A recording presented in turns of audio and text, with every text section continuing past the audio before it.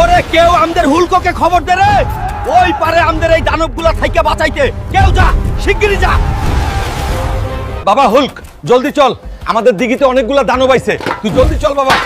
চলো দাদু, আমি ওদের 12টা বাজাইতাছি। কাম ছাড়ছে রে। এই দানবগুলারে আমি তো একা তাড়াইতে পারুম না, আমাদের বন্ধুরে ডাকতে হবে।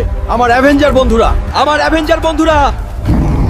হাই বন্ধুরা, হাল্ক কি পারবে তার অ্যাভেঞ্জার বন্ধুদের সঙ্গে নিয়ে দানবগুলোকে পুকুর থেকে সরাতে? সেটা দেখার আগে তোমরা যারা আল্লাহকে ভালোবাসো তারা অবশ্যই এই ভিডিওতে একটি লাইক করে চ্যানেলটি সাবস্ক্রাইব করে পাশে থাকবা।